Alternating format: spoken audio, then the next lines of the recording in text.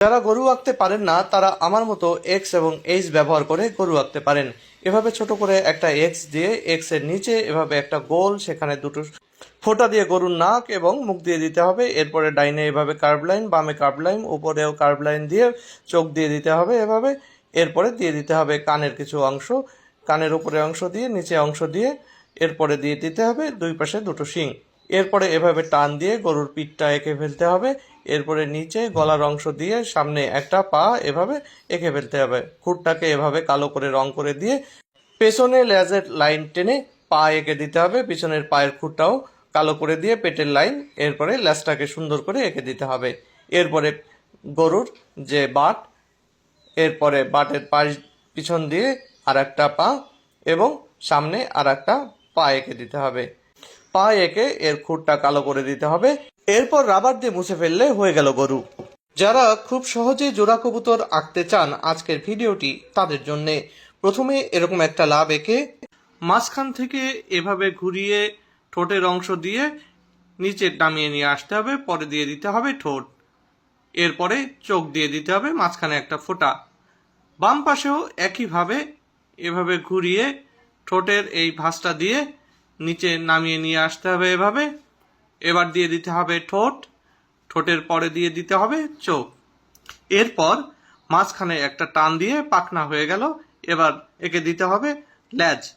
এভাবে কয়েকটা curve line দিয়ে দুই পাশেই দুইটা লেজ এঁকে দিতে হবে। এবার পায়রার পাখনায় ছোট ছোট করে এভাবে পালক দিয়ে দিতে হবে। যত নিচে নামবে পালকগুলো একটু বড় করে দিতে হবে। দুইটা পাখনাই এভাবে দিলেই আমাদের হয়ে যাবে। আমাদের পাখনার কাজ প্রায় শেষ হলো। এবার লেজে কয়েকটা লাইন এভাবে দিয়ে দিতে হবে। এরপরে একটা ডাল এঁকে দিতে হবে। ডাল পাখির ওই পাশটায় থাকবে। ডাল আঁকার পরে উপরে একটা লাভ সিম্বল এঁকে দিলে আমাদের জোড়া কবুতর রেডি। দর্শক বন্ধুরা, আজকে আমি 3টা দুই ব্যবহার করে একটি কুমির এঁকে দেখাবো। এজন্য প্রথমে দ্রুত আমি 3টা দুই লিখে নিলাম সমান্তরালভাবে। এবার বাম পাশের দুইয়ের মাথা থেকে একটু উপরের দিকে এভাবে টান দিয়ে একটু বাঁকিয়ে মাঝখানে আর একটা দাগ দিয়ে একটা চোয়াল এবং নিচে আর একটা পয়েন্ট দিয়ে এভাবে নামিয়ে এনে কুমিরের আর একটা চোয়াল এঁকে দিলাম। এবার এঁকে দিলাম কুমিরের চোখ। এবার কতগুলো জিগজ্যাগ লাইন দিয়ে দ্রুত আমি কুমিরের দাঁতগুলো এঁকে দিলাম। এবার পিঠেও একই রকম ভাবে জিগজ্যাগ লাইন দিয়ে পিঠের যে কাঁটাগুলো থাকে সেই কাঁটা এঁকে দিলাম।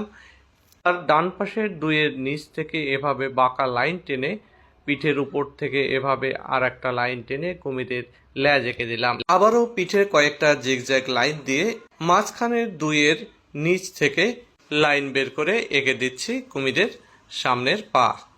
দিয়ে দিলাম নখ। একইভাবে পিছনের দুইয়ের সামনে থেকে এরকম পিছনের দিকে বাঁকিয়ে লাইন দিয়ে নখ দিয়ে এঁকে দিলাম কুমিরের পেছনের পা। এবার কুমিরের পিঠের উপরের দিকটায় এভাবে কতগুলো লাইন দিয়ে আবার ক্রস লাইন দিয়ে কুমিরের গায়ের টেক্সচার এঁকে দিলাম। এবার এঁকে দিচ্ছি কুমিরের নাকের ছিদ্র। ভিডিওটি তোমাদের কেমন লাগলো অবশ্যই সেটা কমেন্ট করে জানাবে।